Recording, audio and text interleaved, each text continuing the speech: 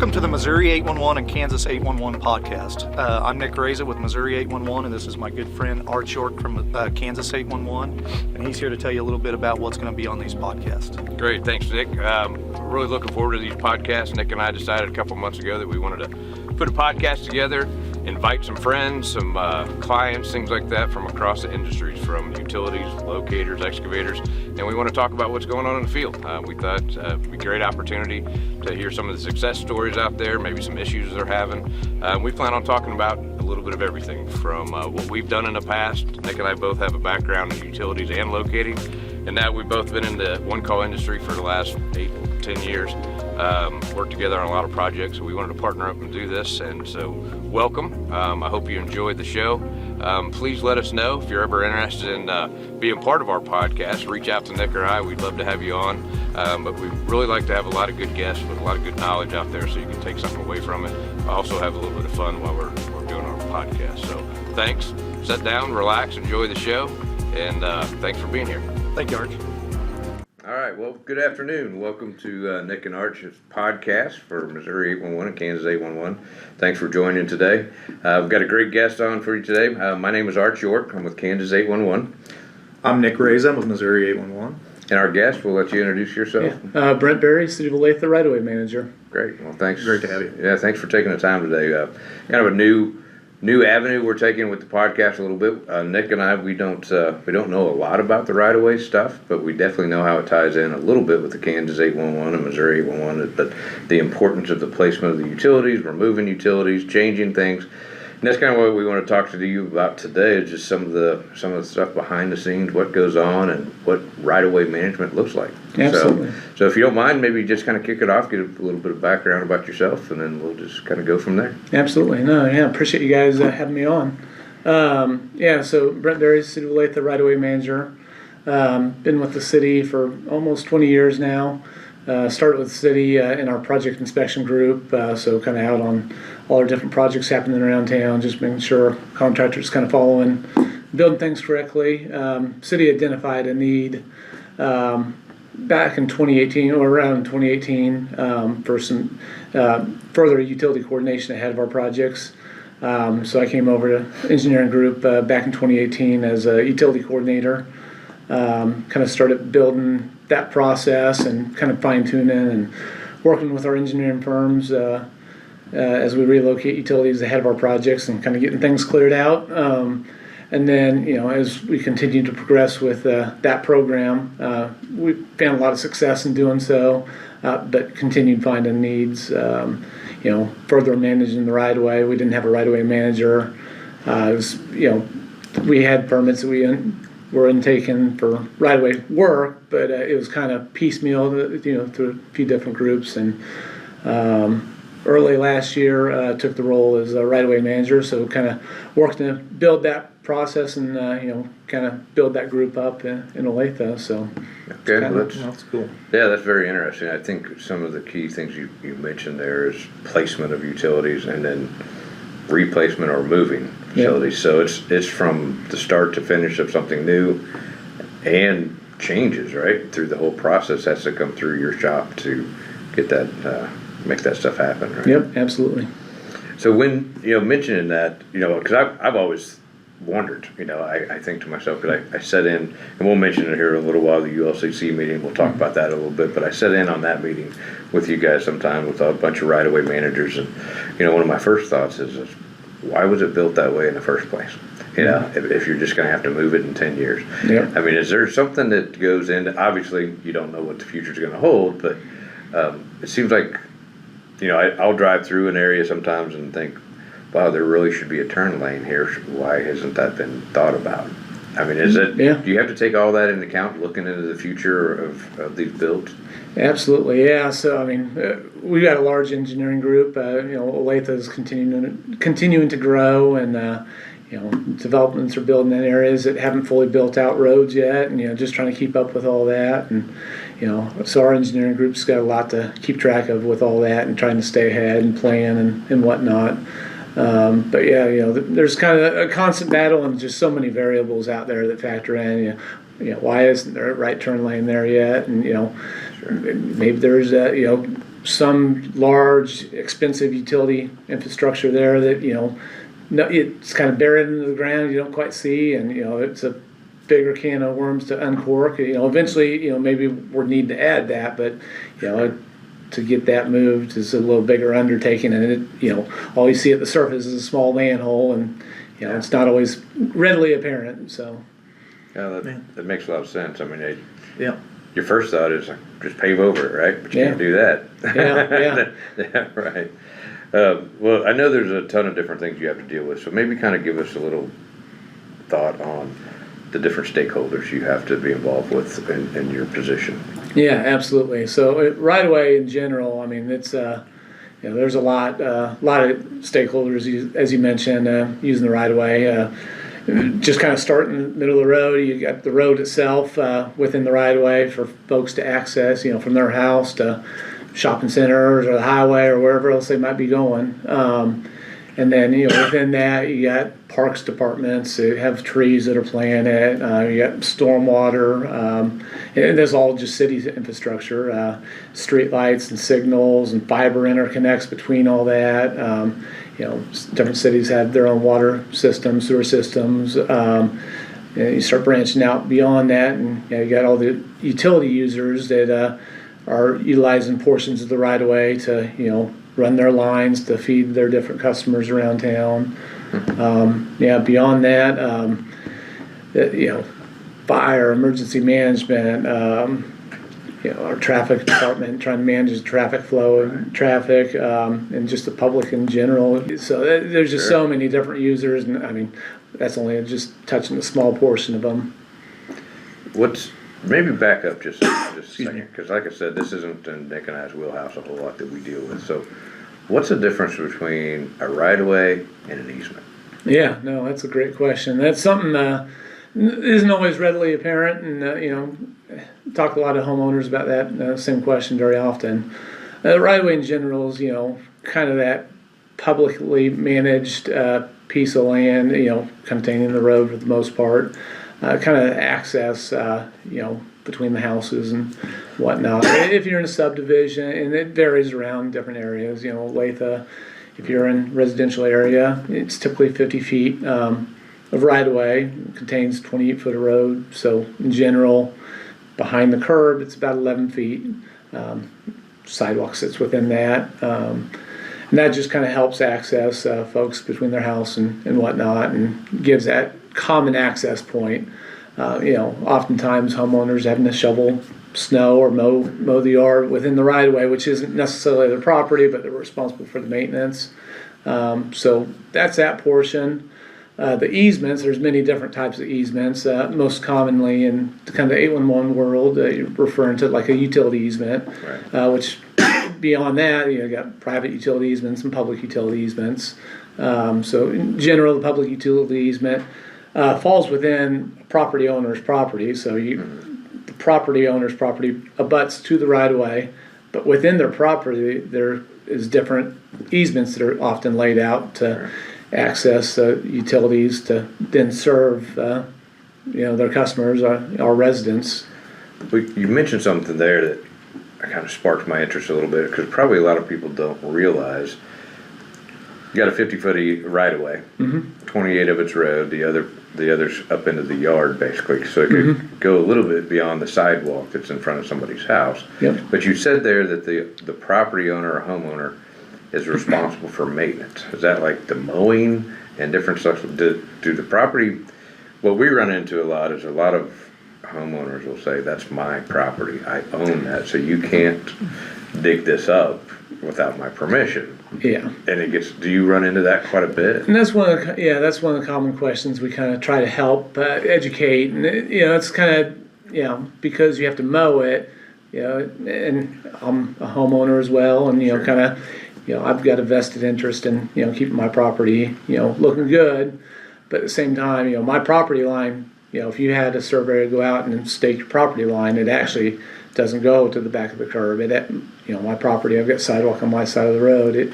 It stops 1 foot short of that sidewalk. Okay. So, but different municipalities, everyone has a little bit different rules, but the homeowner is typically responsible to maintain that right of way, including snow removal and whatnot, and Okay. yeah.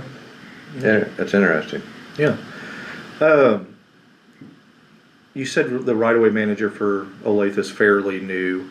What benefit have you seen from, we got a lot of smaller municipalities that listen to this podcast, and they're probably facing the same issues Olathe was facing, growing towns, things like that. What benefit have you seen from having a right-of-way manager Absolutely. in Olathe? Yeah, we're still kind of working through and learning and continuing to evolve. I don't think that process ever necessarily stops, but some of the early benefits we've already seen. Prior to us developing the position and really kind of getting into the weeds of things, we did have permits that we issued for right-of-way permits, and that was kind of piecemealed through a couple different groups. We had a right-of-way inspector kind of going and checking on things. But what we often found is, there's a lot of folks out there working without a permit in the right-of-way when they should have a permit. And honestly, that was one of the early things we identified and kind of started getting a grasp on. We're still kind of working through it, but the number of permits we had in the first year pretty much doubled because and that a large part of that was just the number of folks that were working without a permit, which then you got folks out there blocking lanes of traffic and city trying to figure out what's going on and kind of reacting. And So you were able to manage your work better. The work that was going on out in the city better. Absolutely. We're able to have a more proactive approach working with utility companies and their contractors. And there's always some reaction, but definitely like to work on that proactive side of things. And we've had a lot more success with that. Well, that permit process is interesting to me because I guess the question I have for you, well, let me explain how the one call works, which you probably already know, but just so the listeners know, in Missouri and Kansas both, the person doing the excavating has to have a Kansas or Missouri one call ticket. They have to have that risk. It's not the homeowner's responsibility if they hire a contractor to come do the work. That contractor has to have their own one call ticket. How is a permitting kind of the same way? If I'm a homeowner and I have to have a contractor come in and replace my driveway entrance, do I get the permit for them to do the work, or does the excavator I hired get the permit? No, that's a great question. We're kind of flexible. We can manage the permitting, a couple different ways. And you kind of touched on driveways. We do get right-of-way permits. We got several different subclasses of right-of-way permits. One of them being a driveway replacement. Homeowners get driveways that start to fall apart and they want to maintain it. Some contractors that they get bids from, they'll say, well, homeowner, you go get the permit. And I've, kind of side note, I've even heard the contractor say, homeowner, make sure you call and locates too. And then I start having that conversation with the homeowner. I'm like, that's kind of a red flag. And you might second guess that because the contractor is, as you mentioned, responsible for getting those locates, and if they're telling you that, there might be some other issues going on, but yes, we are able to kind of be flexible, but we recommend that the contractors pull that permit in the driveway cases, because then it kind of removes the homeowner from being kind of the middle person on that, having to then schedule inspections for their contractor, and we'd rather work directly with that contractor. That does make sense, yeah, for sure. It's interesting. So with the right-of-way part, back up, we talked a little bit about the road, the extra, and within that right-of-way, now you're talking a utility easement. Mm-hmm. So that's where, for our listeners to understand, that's where the utilities are burying their phone lines, their gas lines, their water lines, and things like that. Do those companies they have to have a permit as well, don't they, to bury within that right-of-way?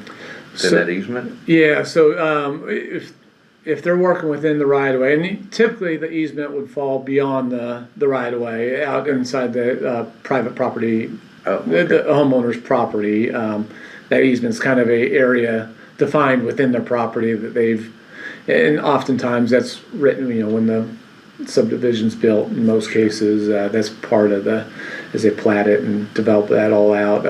But yeah, with the right-of-way, they are responsible to get a right-of-way permit. We're oftentimes trying to push the utilities, trying to preserve the space closer to the roadway, for maintenance and just future So they almost have improvements. a corridor they need to work inside. we prefer to get everyone pushed back into the utility easements, but even then, I mean, the utility companies, they have different needs, and they have to cross the road in some cases to get from one side to the other to, run their facilities around, and, those are all cases where we're getting right-of-way permits, and we're kind of, we've got infrastructure out there we're trying to protect, as well as, just the homeowners, trying to maintain their property.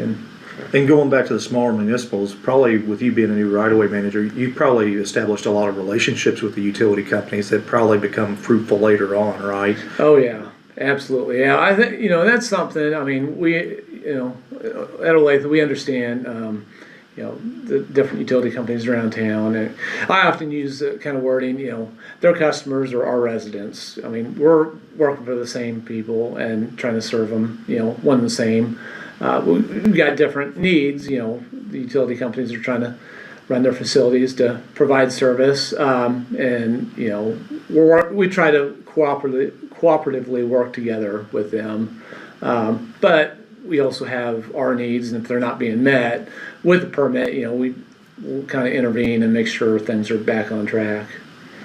Well, I think building those relationships kind of touches on a little bit on like the ULCC meeting that you hold once a month. So maybe let's talk a little bit about that. I know you chair that. Kind of maybe just give, what that is and the reason you pulled that together. Yeah, absolutely. So ULCC meeting is the Utility Liaison Coordinating Committee, and it's many stakeholders. And yeah, I'd love to claim credit for it, but I just kind of kept the thing going. There's other folks around.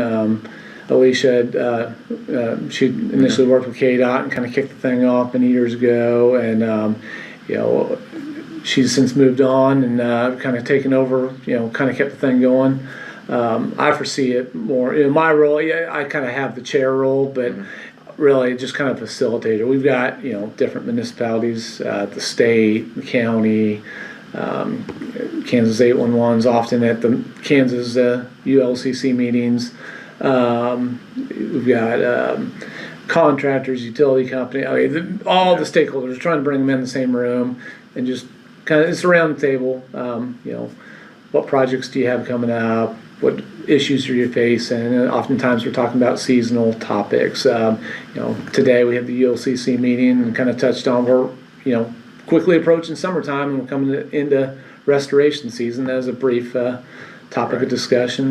Make sure we're kind of getting things buttoned up before it gets too much hotter out. And so, well, I'd say we've done some of these podcasts even with like John Spatafora out of Columbia, and it seems like these cities that are really trying to coordinate work and actually talk to each other, and not just be in little silos, have really found some success in getting utilities put in on time and making sure the work goes smoothly, and most importantly, nothing's damaged and there's no injuries. So it's neat to see that you guys are still keeping something like that going, because it seems like those cities do really have good luck with that. Absolutely, yeah, and it's not just a single discussion with those type of meetings. With Olathe, the ULCC is kind of the broader of all the meetings that we have, and that's kind of a monthly meeting.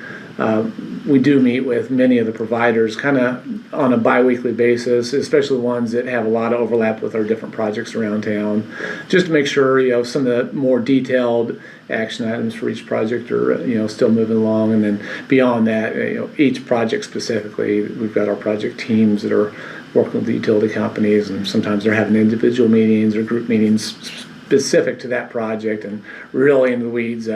Okay, this line needs to move here, and we're building that box. Or sometimes we can adjust our design and to miss, but that's all part of that open communication and cooperation with each other.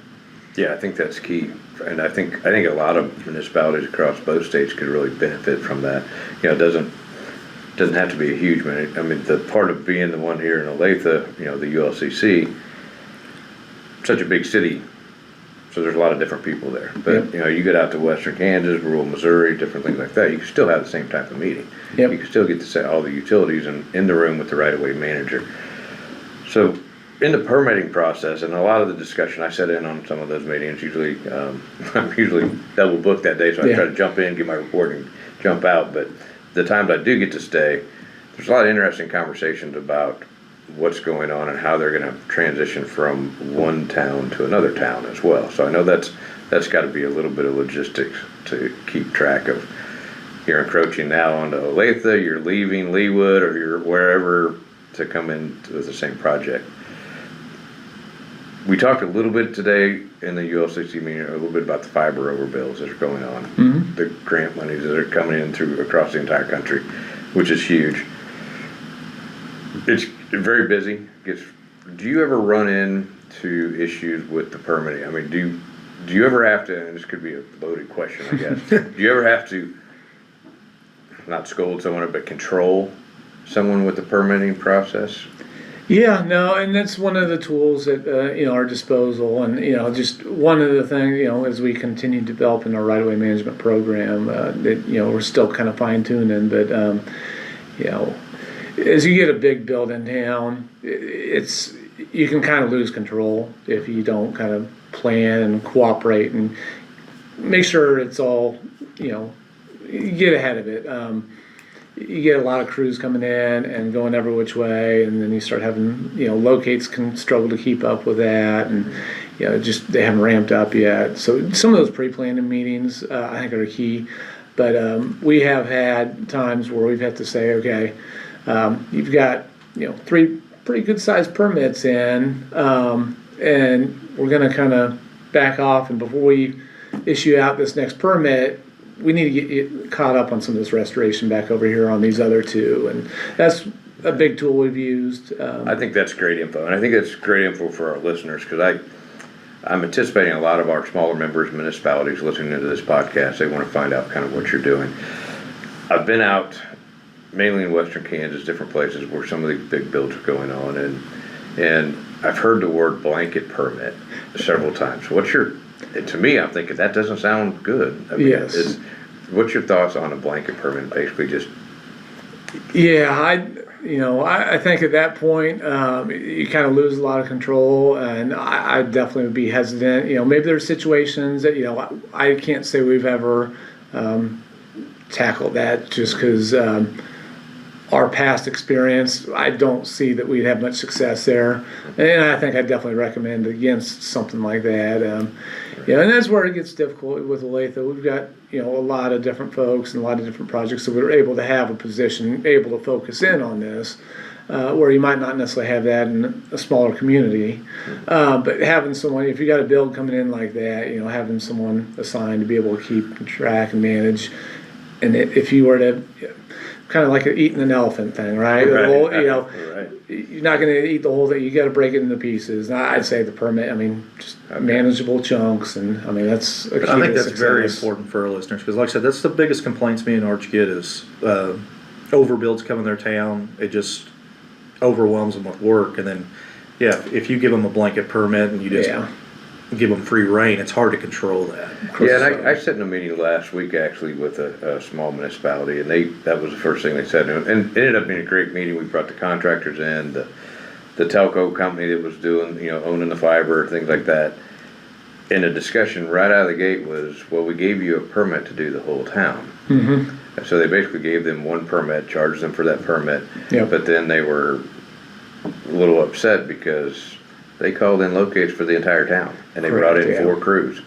So locator was used to getting maybe 10 locates a month. We're getting 50 a day. Absolutely. And it was overwhelming to them, so we had to slow everything down. But that's kind of where I got that.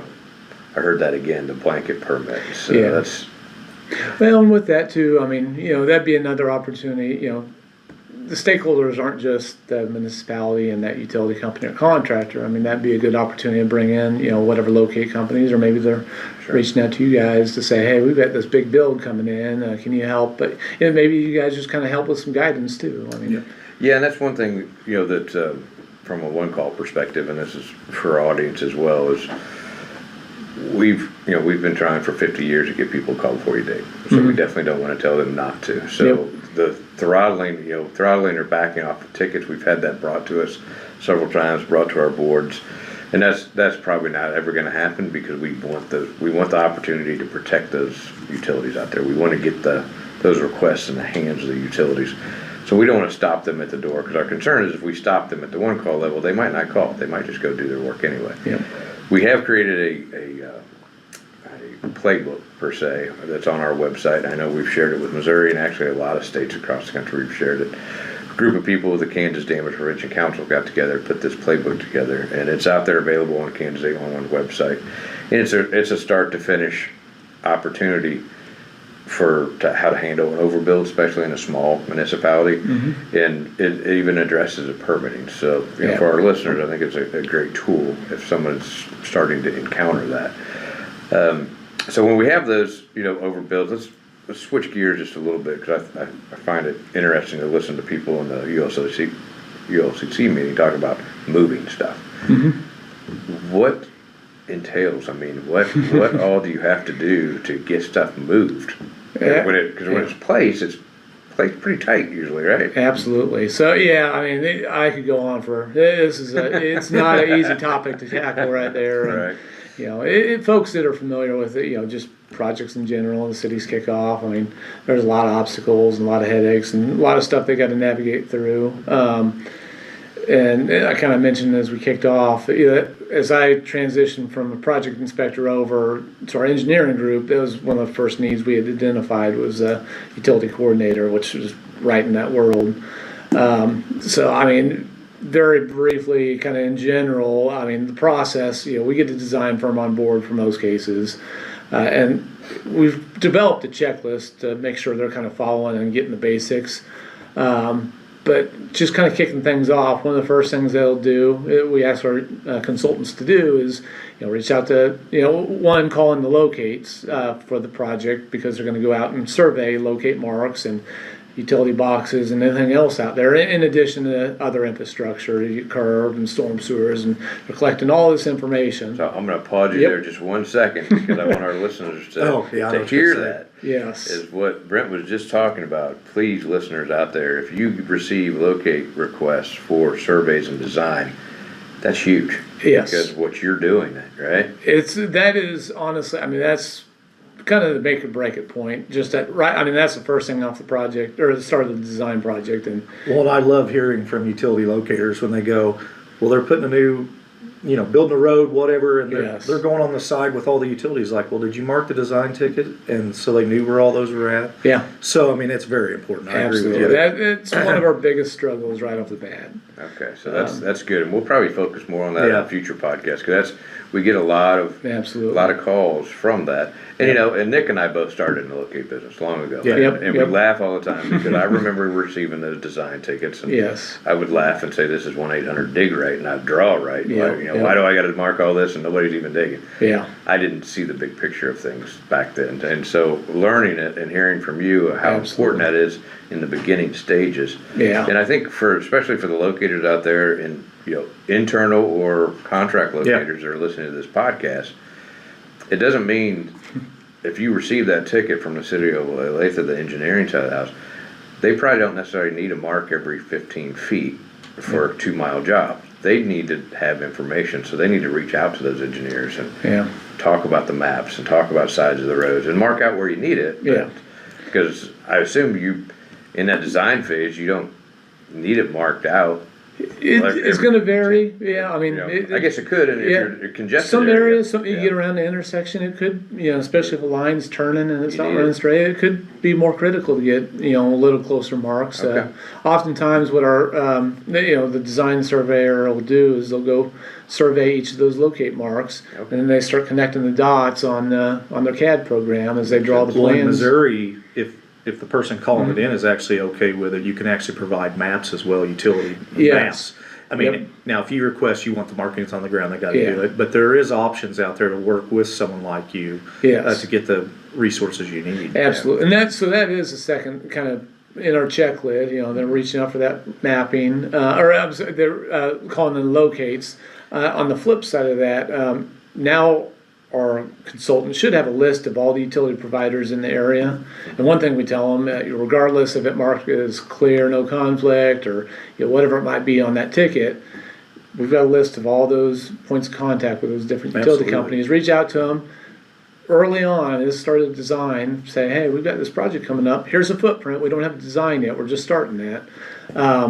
But please send us mapping for this footprint. So now we've got your mapping, and we've got locate marks, and we kind of fill in the gaps and say, okay, well, you show that you got a line on this side of the road, but we don't see it picked up in surveys. So we can start making sure, because ultimately that what we get in our plans as we get in later steps, coordination with the utility companies, we're adding a turn lane or widening the road or whatever it might be, and we don't see a conflict because your line's not picked up.